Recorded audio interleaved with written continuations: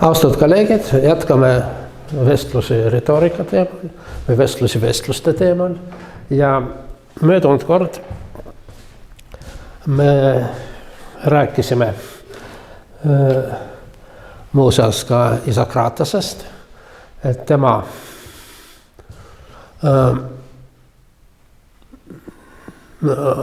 oli kõigepealt logograaf, siis oraator, aga põhiliselt ta oli pedagoog. Ta lõi retoorikakooli ja tema oli see, kes sidus, ütles, et see on lahutamata seos retoorikal ja eetikal. Ehkki ta oli Gorgiase õpilane, Gorgias oli võib-olla kõige kuulsam ja kõige säravam sofist ja Gorgias õpetas oma õpilastele, ütleme, samas kohtukeisis esitada nii süüdistava, nii kaitsja kui ka süüdistava. Ja nad pidid võitma mõlemas osas. See selline eetiline relativism ei olnud Isokratesele sobiv ja ta formuleeris seda, mida hakati nimetama retooriline või retoorikaline ideaal pedagoogikas.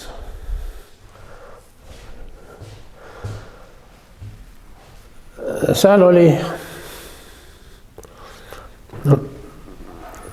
ütleme, rääkisime möödunud kord, et retoorika on seotud filosoofiaga. Jah, aga selles see lähtepunkt andis kaks võimalust. Üks oli Platoni, et retoorika on seotud filosoofiaga, aga filosoofia peab prevaleerima. Kui retoorika tegeleb sellega, kuidas väljendada tõtt, siis kõigepealt tuleb välja selgitada, mis asi on tõde. Ja sellega tegeleb filosoofia. Niisiis, inimesi tuleb kasvatada kõigepealt filosoofideks. Aga mida see tähendab? Tuleb õpetada matemaatikat. Et kõige aluseks on matemaatika, siin on teatud, ma ei tea, järjepidevus Pythagorase koolkonnas, kuna Platoni ideed on matemaatilise kujuga, nii et saada aru, millised on ideed, tuleb õppida matemaatikat ja kui see filosoofia on käes, siis tuleb õpetada ka retoorilisi võtteid. Aga Isokrates lähtus, no ma ütleksime niimoodi, et postmodernistlikus vaimus asjale, et kõik algab sõnast, kaasa arvatud filosoofia. Nii et kõigepealt tuleb õpetada õigesti rääkima ja siis õigesti rääkides sa paratamatult räägid tõtt. Selline filosofeem tal oli. Ja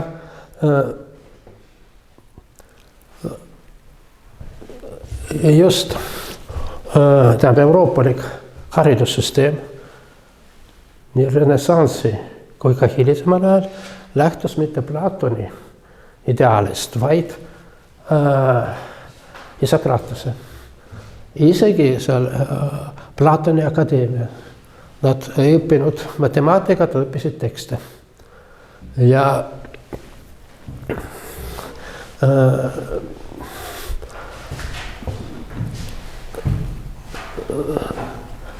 retooriline ideaal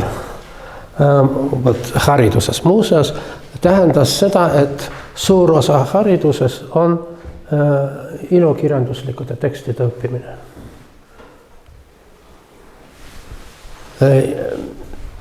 Mida Platon ei sallinud, sest poeedid valetavad. Aga Isokratesel on teine, ütleme, ideoloogia, et poeedid väljendavad mingisugust teist tõtt. Ja kuna nad räägivad nii ilusti, siis seal peab olema tõde sees. Ja Isokratese idee seisnes selles, et õigesti mõtlemine tuleb läbi õigesti rääkimist. Sa õpid õigeid sõnu kasutama õigesti ja siis see distsiplineerib sinu mõtlemist ja nagu Kasparov kirjutab, õigesti rääkimine, õigesti mõtlemise, rääkimise, õigesti mõtlemise kunst on seesama. Kõne osavus ja voorus peavad olema lahutamatult. Ja siin on ka õpetaja roll, kes näitab õpilasele tõe ja õige kõnelemise oskuse teed.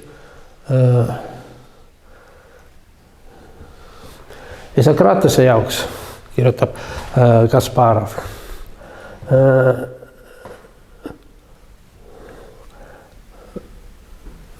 Tema ideaal on selline kõne, mis oleks lihtne, graatsiline ja lihtinimesed saaksid aru.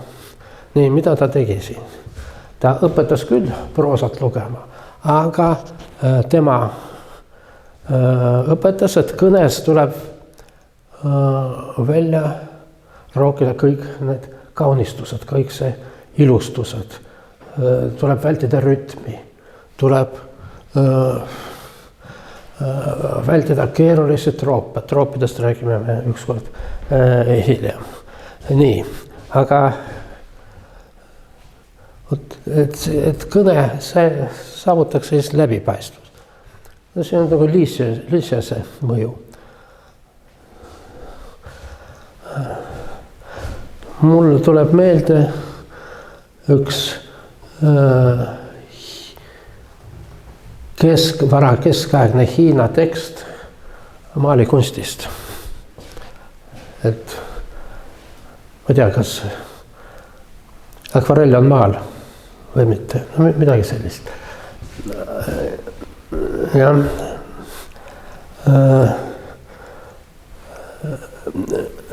niisiis no teate, et Hiina tuš on sellised pulgakesed, mida siis valmistati, et teda õõruti ja läuti, et siis saaks seda korras. Kasutad ära 1000 tušipulkad, õõrud ära 1000 pintsleid ja siis õhk on läbipaistev ja voog selge. Ja, see tähendab, võtad kõik kaunistused ära. Või ütleme seal Idamaal võitluskunstides. Esimene asi, õpid seal igasugused positsiooni, lööke ja nii edasi ja saavutad midagi. Ütleme, esimene tase, sa ei oska midagi, sa oled nagu ahv. Teine tase, sa õpid ära kõik tehnikad ja kolmas tase, sa unustad need kõik ära ja oled lihtne. Ja? Nii, sa oled jälle nagu ahv, aga nagu ahv, kes muuseas oskab kõike tehnikad. Nii, vot see on ka siin enam-vähem Isokrateses. Sa oskad kõike tehnikaid kõnes, aga sa neid ei kasuta. See on lihtne inimene, tuleb mõkk. Siis õpetatud inimene paneb seal, ütleb, et mitte mökk, aga vot selline möka-mökk ja nii edasi. Aga siis ja ütleb, et lihtsad sõnad.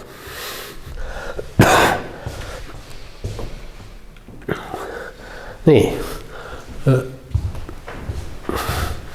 See on mul üks paarkümmend aastat, ma aeg-ajalt mõtlen, et peaks kirjutama sellist artikli, mille pealkiri oleks Euroopa sünd retoorika ideaalist, retoorilist ideaalist. Retooriline ideaal on mitte üksnes kõned. See on kompleksne maailmavaade, mis koosneb kolmest põhiosast. On õige mõtlemine. Mis näeb õige mõtlemine? Sa saad asjast aru, sa tead, mis asi on tõde, oskad tõtt eristada valest ja sa oskad tõega ümber käia nii, et sa ei kaota seda tõtt arutluse käigus. Nii, et see on see, mida õpetab filosoofia ja loogika. Filosoofia, see on kaks etappi. Filosoofia tuvastab, mis on tõde, loogika õpetab meid, kuidas tõtt mitte kaotada arutluse käigus. No vot, näiteks me rääkisime syllogismidest. See on Aristotelese järgi kõige lihtsam, aga ka põhiline. Ja, või kõnes on lubatud lihtsustatud syllogism, entimeem. Me rääkisime entimeemidest. Jah, tuletan meelde, jah. On ka kaks tüüpi. Üks on lühendatud syllogism. Jupiter, sa vihastad, järelikult sul pole õigus. Jah, miks? See on üks asi vahele. Üks tees vahele. See esimene. Vihastunud inimene ei ole adekvaatne, jah? Jupiter on vihastunud, järelikult ta pole adekvaatne. Nii, need on see õige mõtlemine. Õige kõnelemine, seda õpetab retoorika. Ja siis selle alamas on stilistika ja siis lõpuks õige tegutsemine. Väga lihtsad asjad, aga millega me võrdleme? Võrrelda võib, kui räägime Kreekas, näiteks Herakleitese traditsiooniga või paljud idamaised mõtlevad. Esiteks, me kunagi ei tea seda, kuidas asjad on. Meil ei ole võimalus seda teada. Enam-vähem korgas. Teine, isegi kui me juhuslikult saame teada, kuidas asjad on, me ei oska seda väljendada. See on, ütleme, romantilise luule üks, mitte põhiline, aga üks püsiv motiiv. Kuidas ma oskaks paberile voolata seda, mida tunneb mu süda. Aga ei oska. Või seal Žukovskil. Kas väljendamatut saab väljendada? Pikalt erutab sel teemal, kas väljendamatut saab väljendada.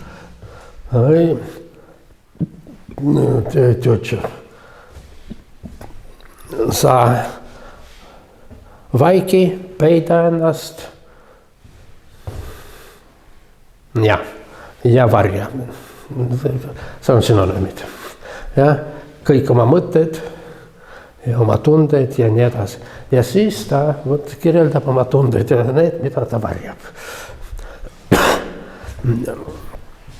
Niisiis. Ja sellega lahutamatult seotud on õige tegutsemine. Sa tead, kuidas asjad on, sa oskad nendest rääkida ja siis sa käitud nii, mis vastab tõele ja sinu kõnedele. Ja jällegi, pikad traditsioonid, näiteks diplomaatias õpetatakse, ära räägi seda, mida sa mõtled. See on retoorilise ideaali. Kaja Kallas räägib, mida ta mõtleb. ja nagu ühelt poolt nagu hea, aga teiselt poolt võib-olla diplomaatia seisukohalt ei ole kõige parem variant. Vabandust, kas ma mäletan 95. aastast seda retoorilist ei ole, kas see on teie esimene, siis oli teil nullis oli metafüüsika, õiged ideed? Ja, õiged ideed ja õiged teadmised, see on hea küll ja ma natuke hiljem tulen selle juurde tagasi. Nii, see oli üks mu lemmikraamatuid. Selle järgi ma õppisin ladina keelt 5. klassis. Tähendab, see raamat mul siiamaani on, aga seal see pilt ei ole värviline. See on Amos Kamenski, Orbis sensualium pictus. Minu variant oli Orbis visibilis. Välja antud Moskvas vabamüürlaste poolt. See oli esimene õpik, mida üldse vene keeles oli. Nii, ja siin algab niimoodi, õpetaja ja poiss või nooruk. Venipuer, diske sapere. Tule, poiss, õppi tarkust. Kvit hookes sapere. Mis asi on tarkus? Omnia quae necessaria, recte intellegere, recte agere, recte eloquui. Nii, mis asi on tarkus? Kõik, mis on vajalik.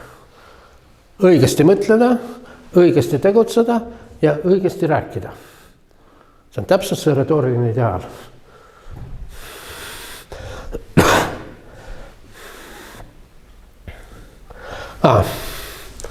Siin on üks kihvt asi. See gravöör on paurpidi. Õpetaja õpetab vasaku käega, see ei ole lubatud. See on selge, kuidas see tuli. On muuseas mõned variandid, kus ta seisab õpetaja siis teisel pool ja siis tal on parem käsi üle. Nii, need on retoorikaga seotud asjad.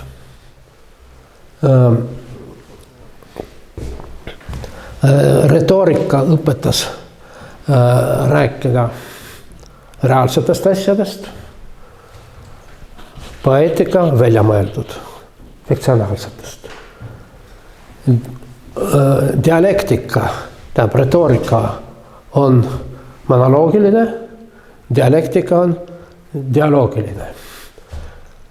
Ja lõpuks loogika on mõtlemiskunst versus siis retoorika on väljendamiskunst. Ja väljendamiskunst on seotud sellega, mis ma ütlen, see on leksis ehk stiil.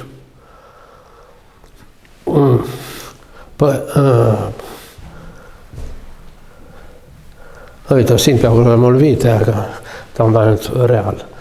Nii et poeetika on ehk tehne, aga oskus, kunsttehnoloogia. Aga Platoni järgi retoorika ei ole oskus. See on eluviis, habitus ja kogemus. Nii et ühesõnaga, poeetikaga sa tegeled, retooriliselt sa elad. Ja see on siin täpselt, kus Platon ja Isokrates langevad kokku. Nii.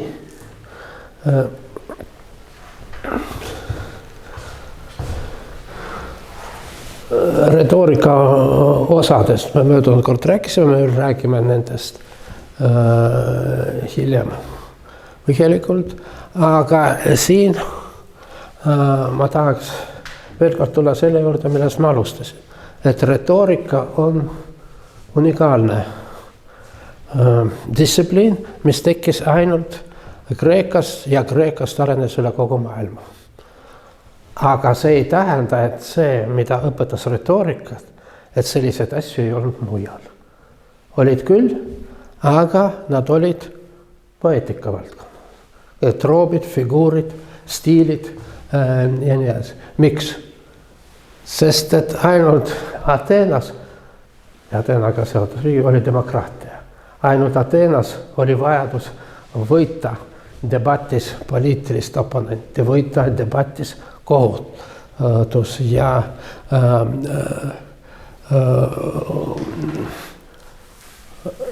juhtida rahvast, et ta hääletas minu poolt. Sellist lollust ei olnud kuskil mujal. Et see on see koht, kus demokraatia ja demagoogia on väga tihedalt seotud. Demagoogiast me räägime ükskord edasi, vähemalt mul on plaanis. Nii, ja nüüd lõpuks räägime, millised on põhilised retoorilised operatsioonid. Kui me hakkame millestki rääkima, siis esimene probleem on nimetamine. Ja on selline laialt levinud ütlus, et nimetagem asjad nende õigete nimedega. Ja, üldiselt see tuleb Kreekast, aga Konfutsiusel on ka midagi sarnast, et õilis on see mees umbes, mitte õilis, õiglane on see mees, kes oskab nimetada asju nende õigete nimedega. Jumalused, keda, mis on vana skandinaavia keeles, nende nimetus on äs, kahe ässiga. Eesti keeles mitmus on kas ässad või aasid. Wikipedias on aasid. Niisiis, aasid läksid kord tundmatusse kohta ja siis nende järgi sörkis üks loom. Nad mõtlesid, mis loom see on, aga nad ei osanud midagi mõelda, sest loomal ei olnud nime. Ja siis nad panid talle nimeks koer suure tähega. Ja kõik koerad on nimetatud selle koera järgi. Siis neil tekkis janu. Huvitav, et seal edas, nagu ka piiblis, kui on janu, siis tuleb leida kalju. Ja kalju leidsid mingi kamaka ja nimetasid seda kaljuks suure tähega, kõik kaljud on selle järgi. Ja siis neil oli vaja sinna puurida auk ja siis nad valmistasid ühe ristapuu ja panid talle nimeks suure tähega puur. Nii, see on selline väga huvitav moment, et üldnimed on tuletatud päris nimest. Ja muuseas, antropoloogiliselt on see üsna usutav konstruktsioon. Nii, aga põhiline teema, mis nimetamise on seotud teise tekstiga, kuid enne, nii, see on üldse valest loekast. Kaks põhilist traditsiooni Kreeka mõttes ja see on Herakleitos ja Platon. Herakleitose järgi kõik, mitte ainult maailm, aga kõik on pidevas muutuses. Ükski asi ei ole identne iseendaga. Kõik on selline pidevalt muutuv voog või tuli, tal on kaks. Nii, ja sellepärast, kui asi ei ole identne iseendaga, siis vastuolud seadust ei ole ja üldse loogika seadusi ei ole. Nii, kus seda saab välja lugeda? No mitte kusagilt. See on nagu kõik Herakleitose tõlgendajad panevad kokku mõned fragmentid. Nii tegin ka mina. Ja ma arvan, et see on täpselt see, mida Herakleitos tahtis öelda, kui ta oleks õppinud retoorikat. Ja ei. No, te teate, et Herakleitose see nimi oli Tume, sest ta oli nii tark, et see, mida ta tahtis väljendada, ei olnud väljendatav. Nii, selles mõttes, nii, see on kuulsast Rafaeli freskost Ateena kool ja mul on seal siis noor Herakleitos ja vana Platon. Platoni järgi, aga vastupidi. Kõige aluseks on muutumatud, liikumatud eidosed ehk ideed. Ja kõik meie asjad on võimalikud ainult sellepärast, et nad realiseerivad seda eidost. Kui meil ei oleks laua eidost, siis puusepp ei oleks osanud seda teha.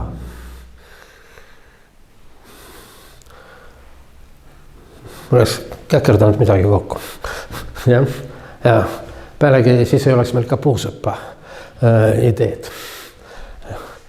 Nii, et see, tõepoolest kõik muutub, aga muutub, mis tähendab muutub, laguneb. See, miks meie maailm püsib, on see, et selle aluseks on muutumatud, ideaalsed ideed kõlab halvasti, aga nagu täiuslikud ideed. Ja seal selles ideede maailmas on selline platonik süntees. Need ideed on lõpmatu ilusad, lõpmatu õiged ja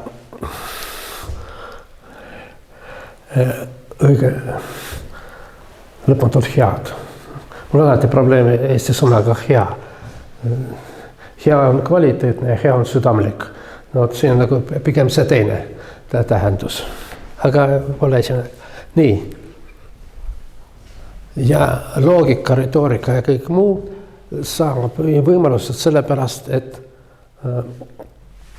maailm, euroopalik maailm läks Platoni ja Aristotelese. Hiljem hakati vastandama Platonit ja Aristotelest, aga Aristoteles oli Platoni õpilane ja seal olid olulised vastuolud nendel, aga need tähtsamad asjad olid neil ja kumbki ei, Aristoteles mitte mingil juhul ei olnud Herakleitose järgi.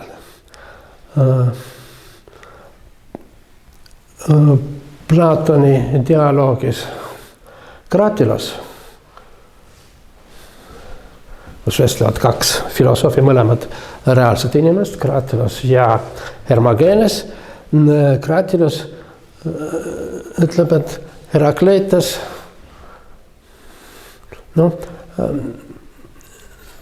ei mõelnud lõpuni läbi oma ideed.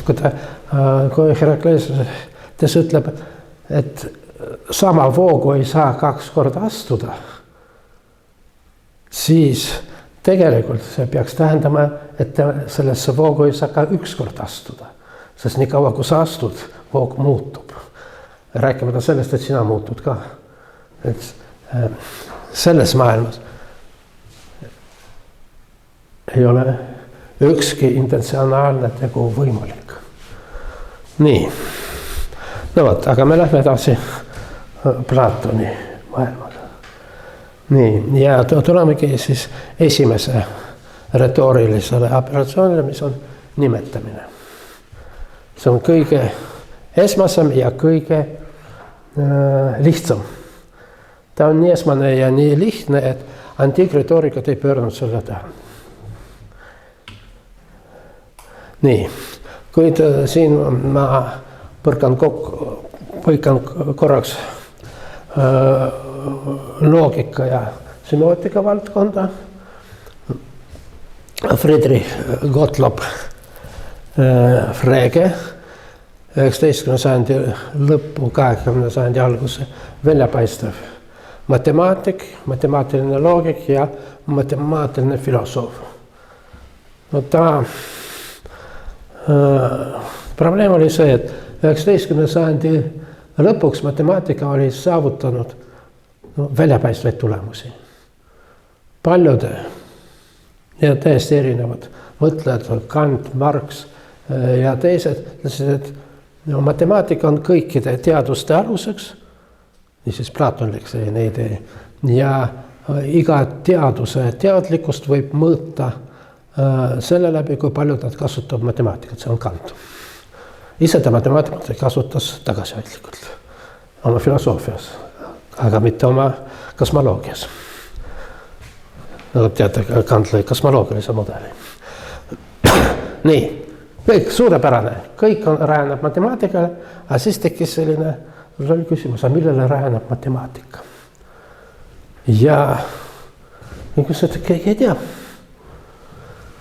Ja teine probleem oli see, et kui matemaatika on kõige ratsionaalsem asi, siis pandi tähele, et matemaatikud ei ole suugi kõige ratsionaalsemad inimesed. Ja veel matemaatikas tekkisid paradoksid. Paradoksid on tuntud juba antiikfilosoofiast, apooriad, aga need Eleatide apooriad, Zenoni apooriad on lihtsalt vale.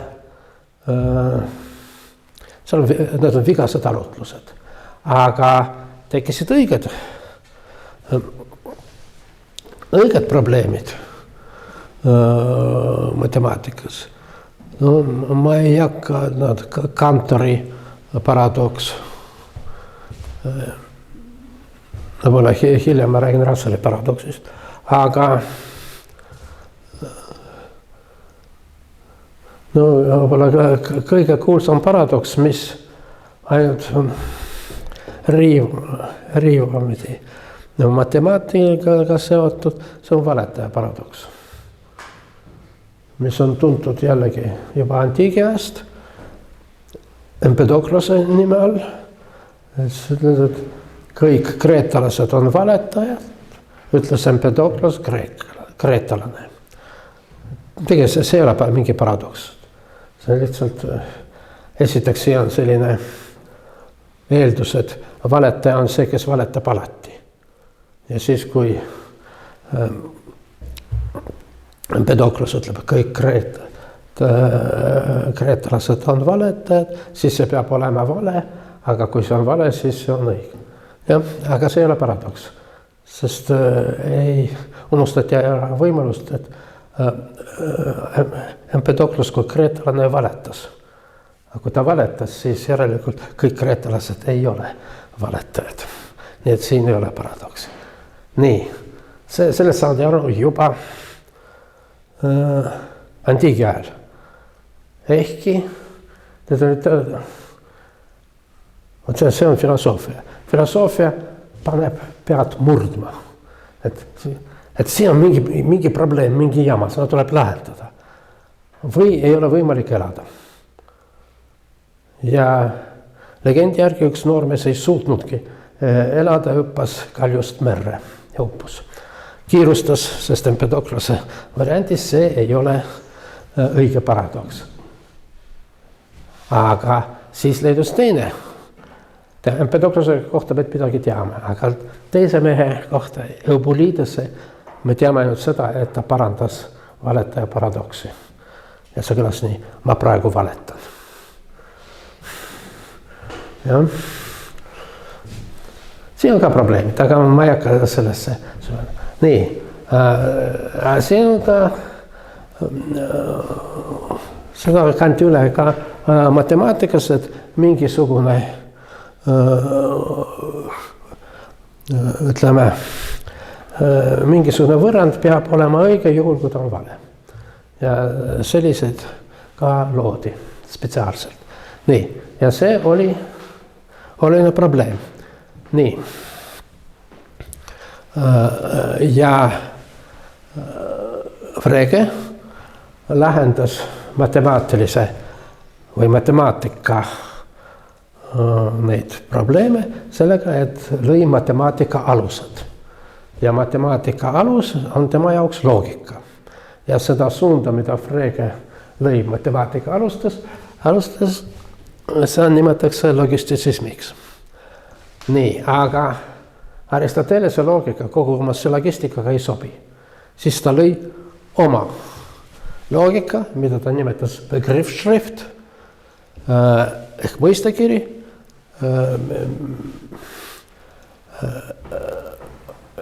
See on paks ja üsna keeruline raamat, aga kui tal on see mõistekiri juba tehtud, siis ta selles mõistekirjas lõi raamatu matemaatika alused, aritmeetika alused, mis vastupidi on väga lihtne, loogiline ja ma ütleks elegantne raamat. Aritmeetika all ta mõtleb seda, mida praegu nimetaks pigem arvude teooriaks või algebraks. Kui sellest ei piisanud, ta uuris seda asja edasi, uuris matemaatika kõige algelisemaid mõisteid ja kõige tähtsamad mõisted nagu funktsioon ja aritmeetika alused on eesti keelde tõlgitud, aga mis meid huvitab, tema kõige kuulsam teos selles valdkonnas on über Sinn und Bedeutung.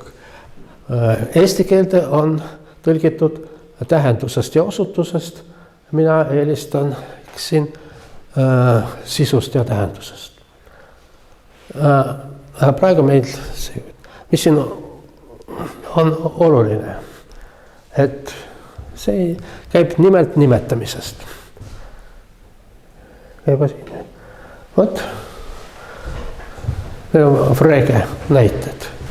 Meil on suvaline kolmnurk ja tõmbame sellest ühest nurgast mingi joone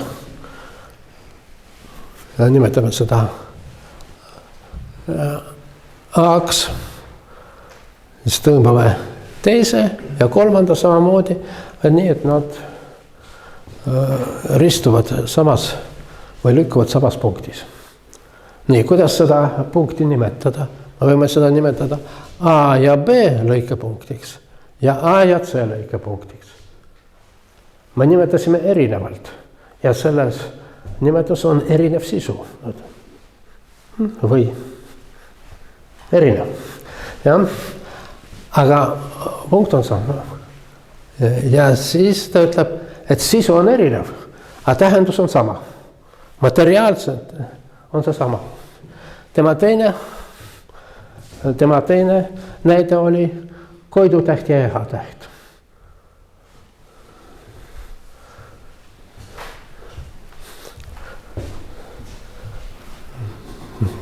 See on sama astronoomiline keha, aga me täiesti erinevalt seda nimetame.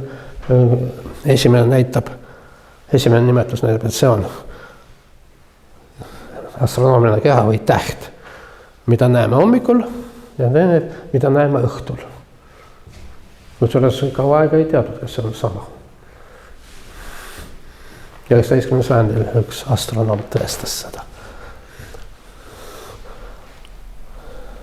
Vabandust, mitte 19, palju varem, Kepler. Jah.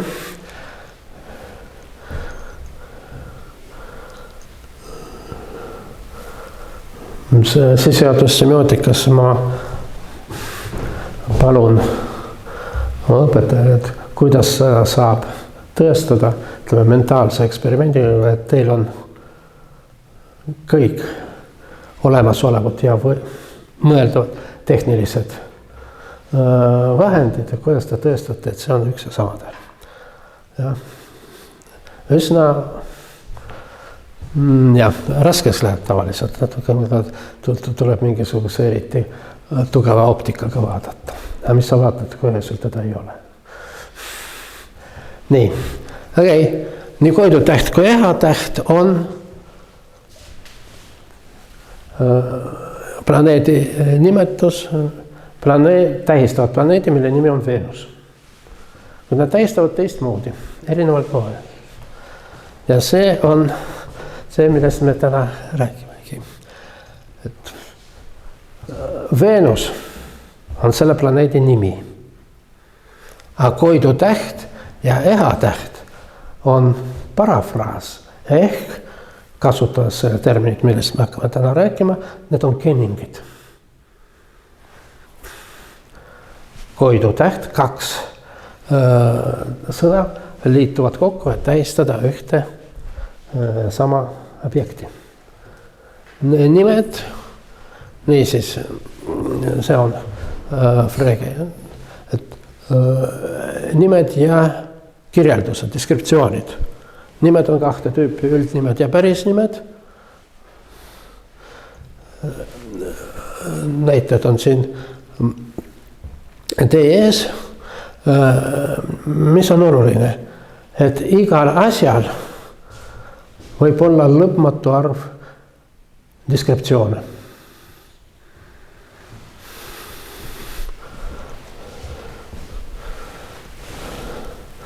Tõdeõiguse autor, proua Hansoni abikaasa. Kuulus Eesti kirjanik, kes oli 40. aastal ja nii edasi. See nimikiri on avatud. Need on parafraasid. Aga nimi on tal antud. Muidugi ta muutis ka.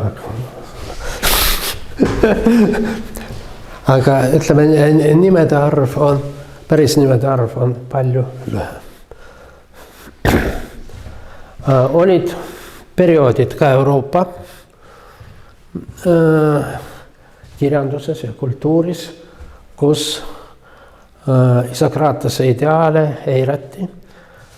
See Elisabeth esimese ajal, esimesel perioodil, mitte Shakespeare, oli väga moodne selline stiil nagu eufuism. Autor oli Lilli ja kirjutas romaani nimega Eufes, väga peenest noormehest, kes väga peenelt väljendas. Ja siis tulid kasutusele eufuismid. Nagu keegi ei saanud öelda, et lähen peldikusse, isegi mitte WC-sse, käimlasse ja nii edasi, aga lähen mõtisklusse kabinetti. Nii, mõtiskluse kabinet, see on suurepärane kenning. Aga vot see, et deskriptsioonid nimede asemel. Teine variant, teine näide on see, mida loogik ja semiootik Jüri Levin pakkus, et Brežnevi aja lõpupoole oli selline olukord, et väga paljud teadlased olid emigreerunud, aga osa istus vangis. Nende nimesid ei saanud nimetada, ei tohtinud.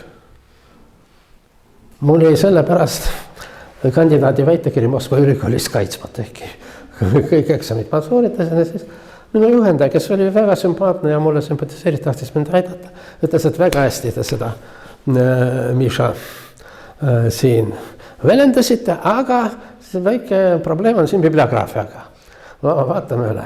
Siis hakkas välja maha tõmbama. Ma ei olnud nõus. Pooleni läks. Mul see on M-täheni. Kui ta tõmbas maha Meltšuki, aga mul see teos oli poleemika Meltšukiga, ma ütlesin, ma enam ei taha. Ja siis järgmine oli keegi Moskovitš, kes ei olnud mulle üldse vajalik. Ma ütlesin, Meltšuki kohta ma teadsin, et emigreerus. Aga miks Moskovitš? Ta emigreerus. Ütlesin, ma ei tea, ma teile ütlen. Ütlen, jah. Nii, ja võt selle Moskovitši pärast mul jäi see töö kaitsmata. Pärast selguses päris suur siga on. Ja suur ülemus Iisraelis. Ma isegi mõtlesin, et kirjuks talle kirja, et maksaks mulle kompensatsiooni. Ma kannatasin tema pärast. Nii, okei. Ja siis mida Levin ütles? Kuidas siis tehti? Nimesid ei nimetatud, aga tsiteeriti teoseid. Teos ei emigreerunud.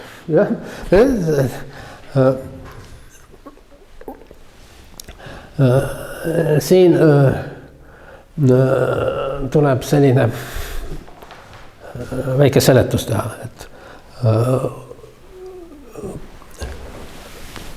prints Reagan George, kellest sai hiljem kuningas,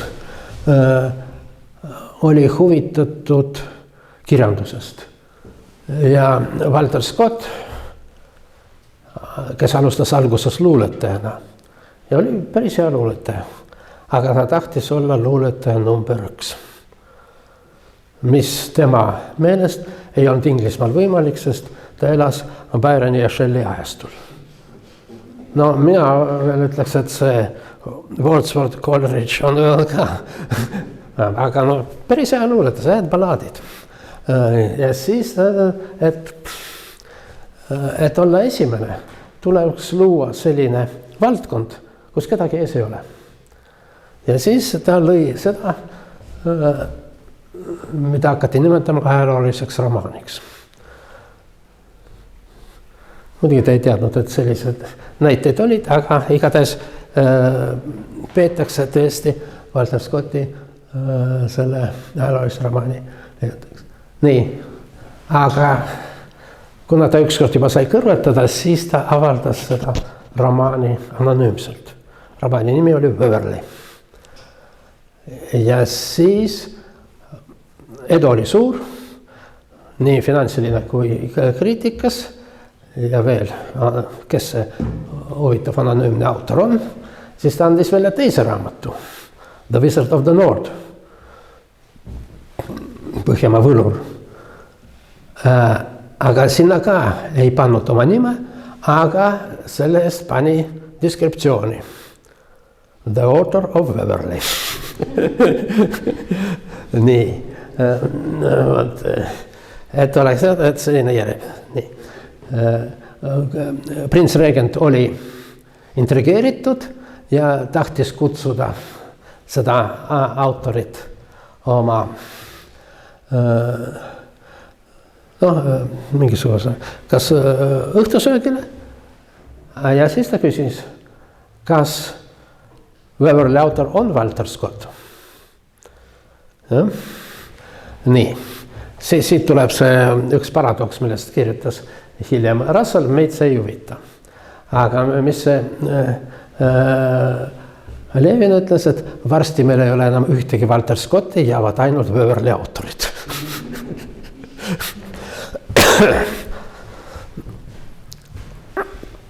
Nii, aga need on 2 põhimõttelist erinevat moodust, kuidas nimetada asja.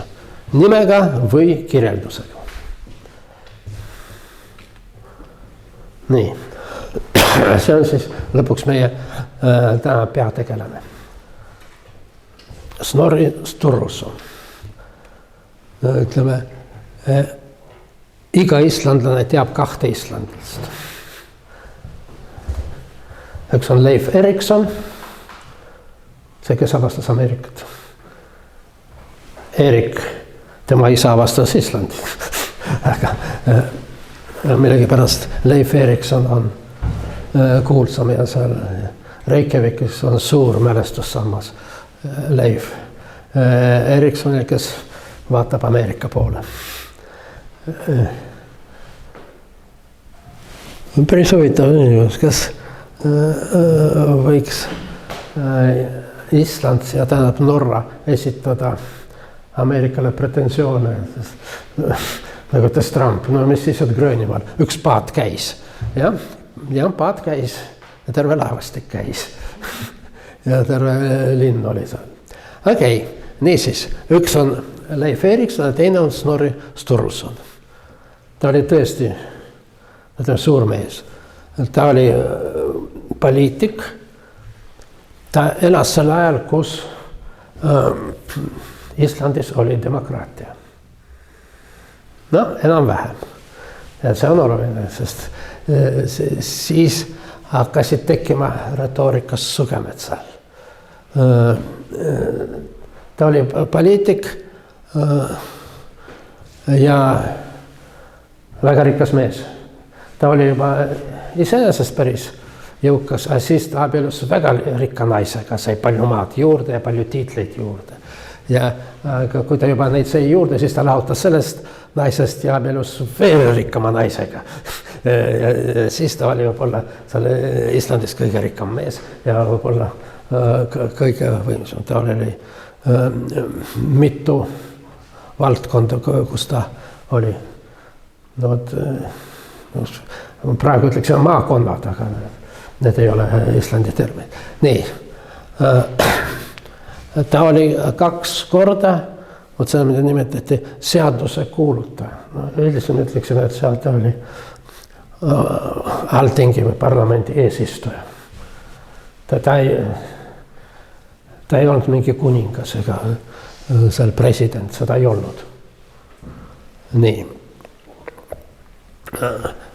Siis ta oli poeet ja ta oli ajaloolane. Tema maaring või seal ilmaring on üks väga oluline allikas Skandinaavia ajaloo kohta.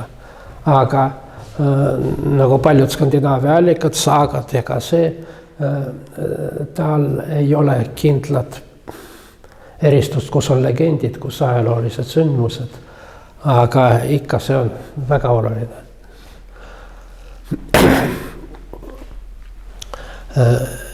Nii, aga siis vahepeal ta käis Norras.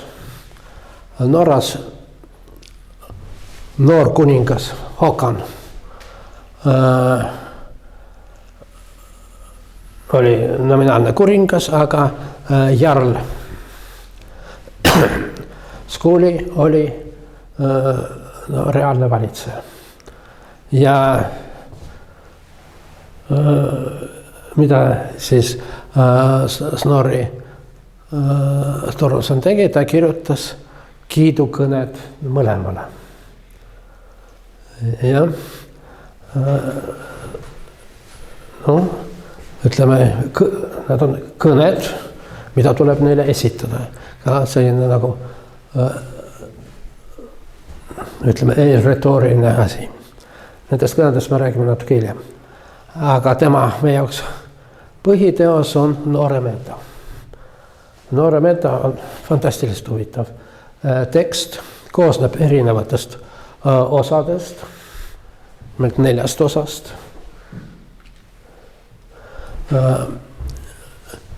Meid kõige rohkem huvitab praegu 3. luulekeel, no võib-olla on osaliselt ka 4. Esimene osa pärast proloogi on Gylfi visioon. Gylfi on mütoloogiline kuningas, kes näeb Odinit oma visioonis ja no, see on rohkem selline Skandinaavia mütoloogia. Luulekeel ja värsimõõtude loend on omamoodi õpik, sest Snorri oli muuseas ka pedagoog ja ta lõi oma poeetikat või retoorikat ja nagu antiigi retorit, ta õpetas neid oma järglasi. Nii, ta käis 2 korda Norras, aga Island on Norra vikingute koloonia. 2 korda on Norras ja kui ta teine kord käis, siis vahepeal kuningas Håkan sai suureks ja ta ei tahtnud enam sellist skülli patroneerimist ja nad läksid riidu ja seal tekkis kodusõda. No see Skandinaavia maades kodusõda oli kõige tavalisem asi. No varakeskajal üldse. Nii. Ja siis ta ei saanud öelda, ta tahtis mõlemale meeldida. Läks Håkani juurde küll, aga elas Skylle juures. Ja siis Håkan ütles, esiteks ta keelas Snorril lahkuda Norrast, Snorri siiski põgenes sinna Islandisse ja siis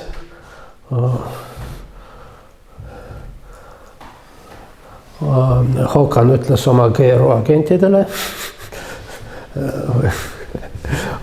oma sulastele kõrilõikajatele, et see Snorre tuleb tagasi tuua ja kui ta ei tule, siis tapke. Aga need olid lihtsakoelisemad inimesed ja ei pannud Snorret alternatiivi ja sa lihtsalt tapsid. Nii nad tapsidki Islandi kõige kuulsama poliitiku, kirjaniku ja nii siis. Räägime, luulekeel on siin, miks see teos on, ta nimetatakse nooremaks edaks, ei ole päris selge. Teised nimetused on siis kas Snorre Edda või Edda proosaline. Erinevalt vanemast Eddast, mis on poeetiline Edda. Nii. Suur osa selle Snorre Eddast on vanema Edda kommentaarid. Aga nad on väga huvitavad ja nagu väidavad mütoloogia uurijad, et see mütoloogiline kihistus on nooremas Eddas vanem kui arhailisem kui, vähemalt osaliselt arhailisem kui vanemas Eddas. Niisiis, luulekeel, see dialoog on Jotun Egeri ja Jumala Bragi vahel. Siin ükskord me rääkisime teises tsüklis Skandinaavia mütoloogiast ja seal teate, et sõna Jumal on eksitav. Need jumalad olid väga erinevad. Muuseas, see on üldse huvitav, et me kasutame sama terminit Jumal, Olympuse Jumalat, see Vana Testamendi, Noorema Testamendi ja seal ütleme Ahura Mazda.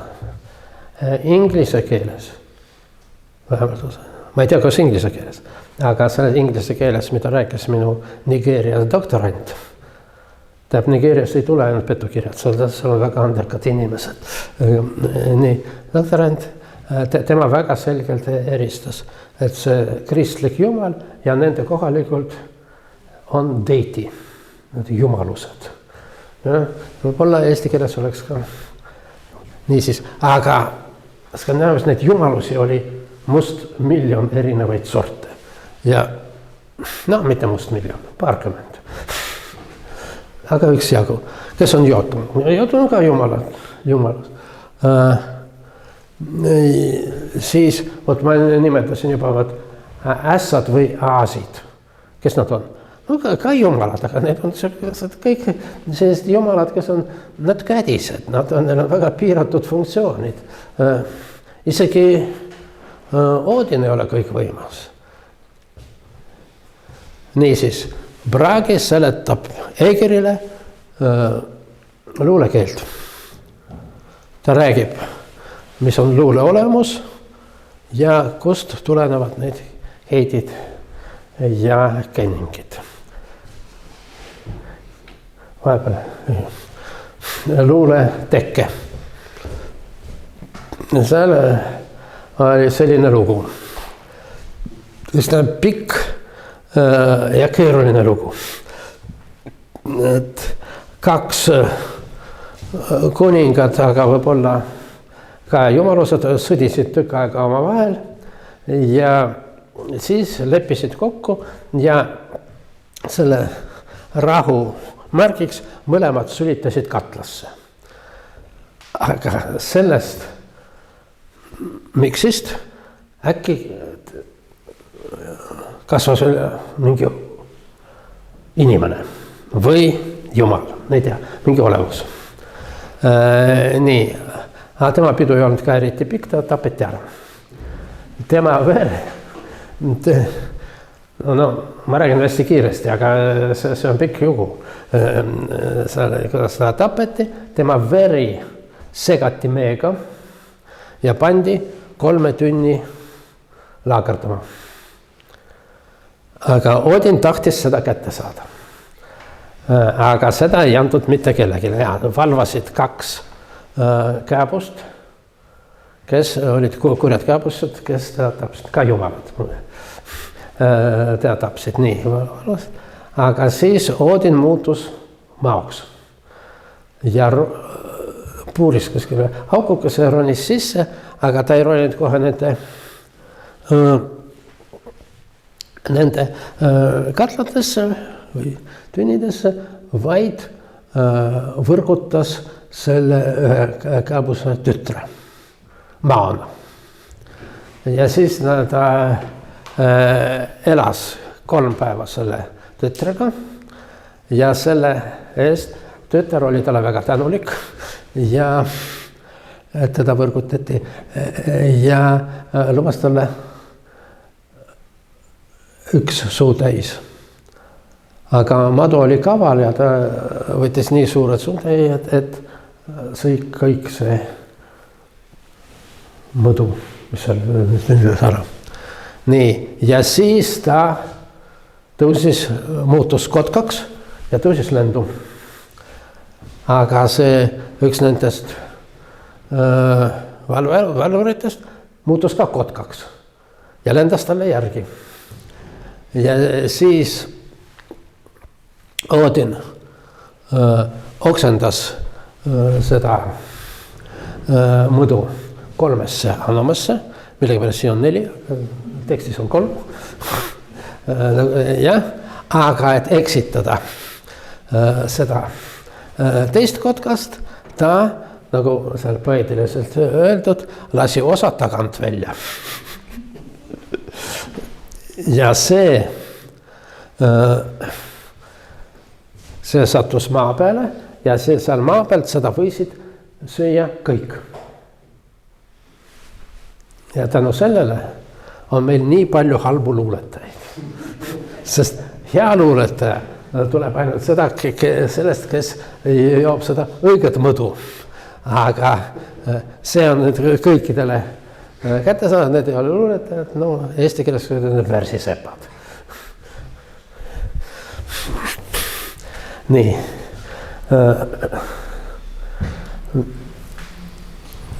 Siit tulevad ka mõned kenningid.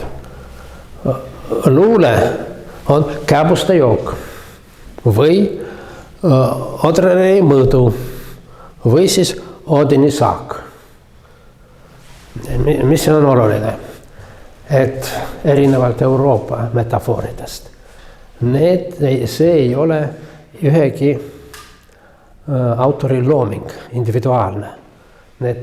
Kõik need kenningud ja heitid on võetud sellest nimekirjast, mida Snorre tegi.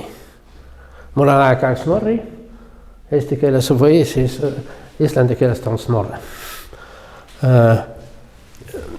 Üle 2500 näited heitide ja kenningute kohta. Nii et kes on see poeet, mitte see, kes mõtleb välja, aga see, kes neid teab ja kes on kompetentne luuletaja, kes ka teab ja tunneb ära. Et mis see Odini mõdu on seal või seal. Ja? Need on kindlalt fikseeritud. Niisiis, mis asi on heidi? Heidi on lihtsalt nimetus. No ütleme, ei ütle hobune, ütlen ratsu. Ütlen poeetiline nimetus. Need on ka kõik fikseeritud. Heitide nimetamine, tähistamine, kenning,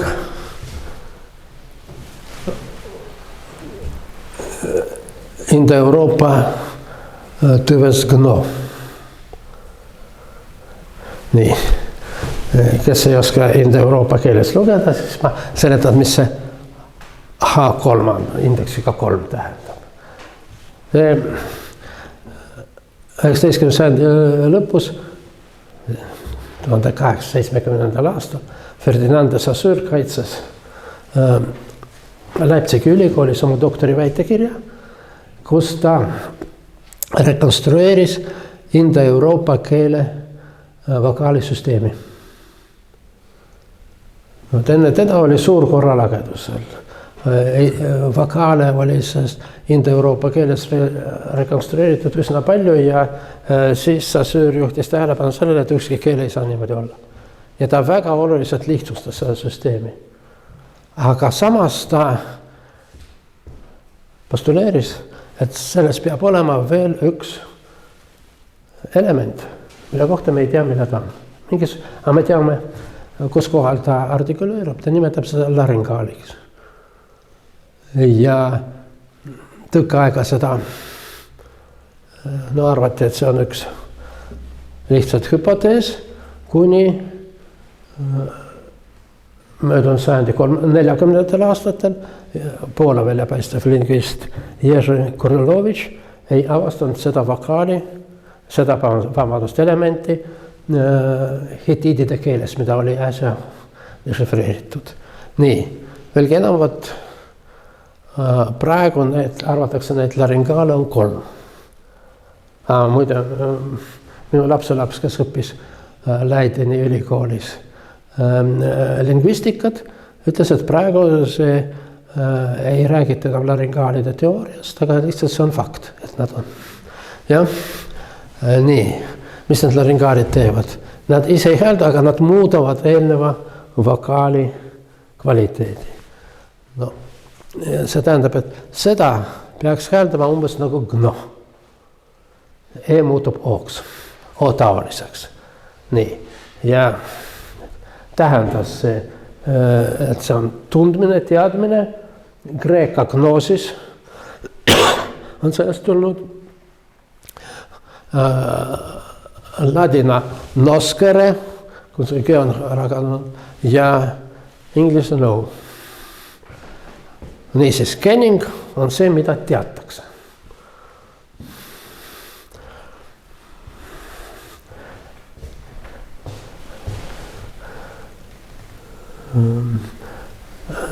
Heidi, nagu ma ütlesin, on lihtsalt sünonüüm. Need sünonüümid on antud nimekirjas. See näide, ja mul on veel näide, on vanemast edast.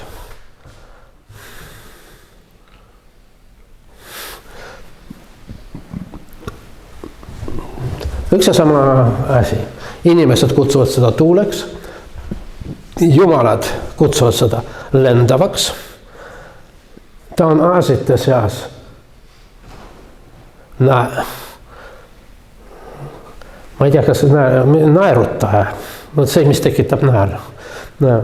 Ja tuurlaste jaoks, kes nad on, ma ei tea, ta on mörgaja, haldjate seas ta on lärmakas ja helis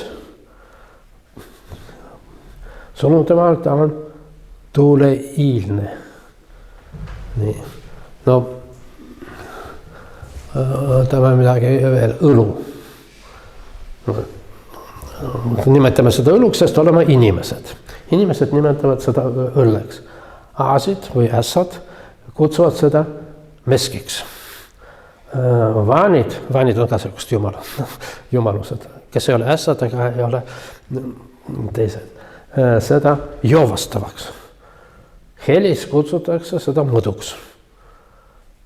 Tuurlased, ma ei tea, kes nad on, aga tuurlased ja tuurlased on ühed ja samad. Tuurlased kutsuvad seda puhtaks niiskuseks ja satungi pojad kutsuvad seda joogiks, suure tähega joogiks. Lähme võtame mõned joogid. Nii. See on vanem eda. Aga nooremas edas on nii, et luuletaja võib kasutada ükskõik millist neist. need on heidid. Ütleme, jook on õlle heidi. Kenning on keerulisem. Kenning on minimaalselt kahe osa. Ja on siin mõned näited, nagu barufakr, laine hobune, see tähendab laev. Või jalmar, see viimane R seal pärast tavaliselt ei hääldata, on mereratsu, jällegi laev. Laeva kohta on sadu erinevad kenningid. Mõõga kohta on hästi palju. Sõdalase kohta. Palju ja nii edasi. Mökkfälandi melu. Hiiglase poja tapja. See tähendab, et hiiglaste poegade tapja. See tähendab hiiglaste tapja. See tähendab torm. Siin. Kolmeosaline kenning tähendab ühte. Ja ma unustasin öelda üht olulist asja, et see 2500 nimekirja on selgelt mitte täiuslik. Seal on väga palju heitisid ja kenningeid, kuidas nimetada, sulgudes ülistada kuningad. Aga ei ole jumalate kohta midagi. Aga kindlasti näiteks Skandinaavtekstis me teame jumalate kohta kenningeid. Miks Snorri nii tegi? Sest ta õpetas kirjutada või luua kiidukõnesid kuningale, mitte jumalatele. Muide, siin on need jumalad ja jumalused. See Island oli juba üle 200 aasta kristlik. Aga seal oli siis kaks, ütleme, koolkonda, ühed, et nagu kontinentaal-Euroopas oli selline mainstream, et kristlus peab välja tõrjuma paganlust. Aga olid mõned kohad, ja Island oli üks nendes, kus oli võimas ka teine traditsioon. Et paganlus on meie kultuuripärand, me peame seda säilitama ja see ei ole vastuolus kristlusega. Veel parem oli Iirimaal, kus mitte üksnes paganlus integreerus kristlase, aga Püha Patrik, teate, mis on Iirimaa vapp, see on ristikhein. Väga selgelt seletas, mis asi on Jumal. See on nagu ristikhein. Jumal isa, Jumal poeg, Jumal püha vain, aga see on üks. Üks Jumal, aga kolmes. Ja Iirimaal juhtus see, mida ei olnud kuskil mujal, et paganlikud preestrid, druidid, muutusid kristlikuteks preestriteks. No vähemalt osa neist. Ja see on ka, selle tulemusena on Iirimaal ja Islandil paganlik folkloor paremini säilinud. Nii, aga need on palju peenemad. No, üldiselt tavaliselt kenning on 2 või 3 osaline, aga siin on meil 6 osaline. Ei hakka isegi seda hääldama. Islandi keeles Oodini tule, õlle, njord. No jama mingisugune. Aga ei ole mingit jama.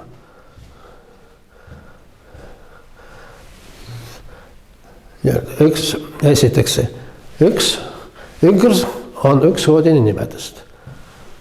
Üks eldr on Oodini tuli, see tähendab mõõg. Öl, see tähendab õlu, tähendab veri. See on heidi sees, jah. Mõõga õlu, samuti veri. See merijumal. Kenningites tähendab sageli meest või valitsejad. Nii. Mõõga verenjord, see tähendab sõdalane. Sõjalane. ja kogu see kupatus tähendab mees. Mees on vot need kõik asjad. Siin on veel selline oluline erinevus euroopalikutest metafooridest. Euroopalikud metafoorid loovad konnotatsioone, aga siin ei ole, see on lihtsalt mees.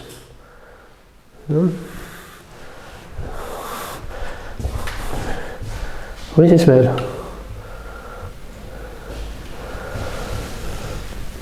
Kiivrite kõne, mõõkade veretorm. No, see on selgem, jah. Jälle on kiiver, kiivrite kõne on siis mingisugune heli, see on mõõk, mõõkade veri on lihtsalt veri ja see on torm. Kogu see kokku tähendab lahingut. Siin on jälle väga oluline asi, et esiteks kõik need komponendid on teada ja ette antud, siin ei ole individuaalse loominguga tegemist. Individuaalne looming peab neid kokku kompaneerima erinevatest osadest. Ja teiseks, see on väga ratsionaalsed asjad. Siin ei ole mingisugust kohta alateadvusele või intuitsioonile. Sa pead seda teadma, pead seda välja arvutama ja nii see on. Ja siis sellega lõpetame, et kaua aega ei olnud islandi keele sõnaraamatut. 1963. aastal loodi selline väga põhjalik islandi keele sõnaraamat ja selgus, et suur osa keningaid ja heitisid on tänapäeva islandi kõnekeeles.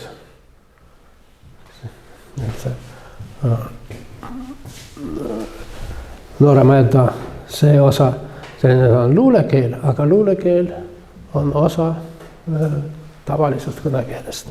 Nii, sellega me täna lõpetame.